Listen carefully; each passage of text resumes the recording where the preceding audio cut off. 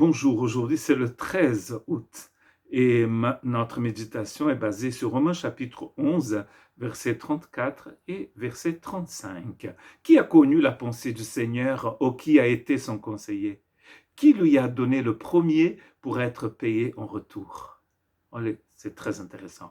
Donc Paul est toujours dans sa doxologie où il loue le Seigneur pour l'œuvre magnifique du salut, pour son évangile éternel. Il a reçu donc ces révélations incroyables qu'il est en train de partager avec nous depuis le chapitre 1 de cette lettre à l'église de Rome. Et après, on a l'impression, comme dans Éphésiens, qu'il se jette par terre à genoux et glorifie le nom du Seigneur pour une si grande révélation. On appelle ceci une doxologie. Et là, il est en train de louer la grandeur du Seigneur comme l'a fait les prophètes, notamment le prophète Ésaïe, dont il cite ici, n'est-ce pas? Et cette citation vient du chapitre 40 du livre d'Ésaïe. Et nous allons lire quelques versets dans ce magnifique aussi le livre du prophète Ésaïe. Et le premier texte, c'est le verset 12. Qui a mesuré les océans dans le creux de sa main? Qui a mesuré les océans Atlantique, Pacifique, Indien, tous ces océans, toute l'eau qui est dans l'atmosphère et celle qui est en état sur des lunes, des planètes, à l'état, comme sur Mars, qui n'est pas l'état liquide, toute l'eau de l'univers, Dieu peut la mesurer dans sa main. Qui a fixé les dimensions du ciel dans une mesure et fait tenir toute la poussière de la terre dans un tiers de mesure? Qui a pensé à peser les montagnes à la balance et les collines à la bascule?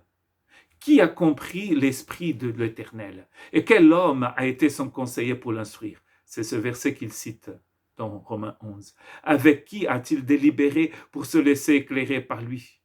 Qui lui a appris le sentier du droit? Lui a enseigné son savoir-faire et lui a fait connaître le chemin de l'intelligence. Les nations sont pareilles à une goutte d'eau qui tombe dans un seau. Elles sont comme de la poussière sur une balance. Et les îles comme une fine poussière qui s'envole. Dieu est tellement puissant qu'il peut compter toutes les étoiles et toute la poussière de la terre et toute la poussière de l'univers. Il n'y a que de la poussière, n'est-ce pas? Quand vous regardez ici au Pays Basque, dans une nuit très très claire, vous pouvez voir un bras de la Voie lactée. Quel privilège! Surtout quand on est sur la montagne, sur les Pyrénées, on voit ce bras de la Voie lactée parce que comme il n'y a pas beaucoup de pollution ici, et on voit en fait ces étoiles qui brillent et toute cette couche de poussière qui s'étend pour des années et des années et des années-lumière. Mais en fait, Dieu peut compter tout ça. Il peut compter toutes les étoiles dans toutes les galaxies. Donc, ce que Ésaïe et Paul sont en train de dire ici, c'est qu'en fait, notre Dieu est tellement grand, qu'il est 3 fois saint. Saint, ça veut dire mis à part. Dieu est à part. Il n'a besoin de rien ni de personne. Toute la révélation que nous avons de Dieu, c'est parce que Dieu a décidé de se révéler à nous. Nous ne pouvons pas sonder le Seigneur sans que lui-même ne se révèle à nous. Et la meilleure façon de le connaître, bien sûr, c'est de connaître le Christ. La réconciliation, la rédemption, tous ces concepts utilisés par Paul et ce qui est derrière le concept nous est venu par révélation. Dieu a ouvert son cœur avec nous, notamment par sa parole. Sinon, nous ne pouvons pas. Notre souci, c'est que nous voulons enlever Dieu de son trône et mettre l'homme sur ce trône-là, pour qu'il puisse régner à la place de Dieu. C'est comme ça depuis la chute. La chute de Satan, la chute de l'homme.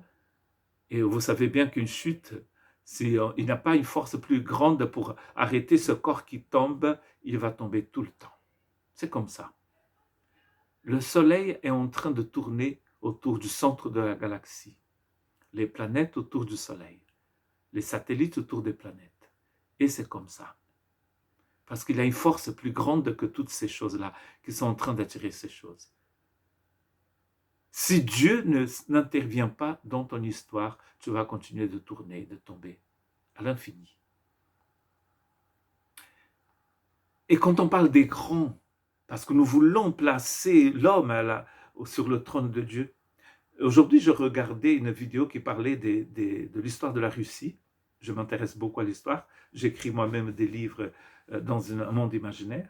Et de temps en temps, je regarde ces histoires-là pour essayer de comparer à la mienne. Et il a tous ces grands. Pierre le Grand, Catherine la Grande, the Great. Et ce qui est intéressant, c'est qu'à la fin de tout, après, l'histoire de la Russie va entremêler avec l'histoire de la France, avec Napoléon et tout ça, même les alliances entre la Russie et la France. Et on parle de toutes ces personnes comme étant des grands. Mais à la fin de chaque histoire, ils disent, et alors, Catherine the Great, la Grande, est morte. Tous les empereurs de la famille Romanov sont tous morts, dont certains sont devenus de la poussière. Mais Dieu, il règne pour les siècles des siècles. Il est le Tout-Puissant.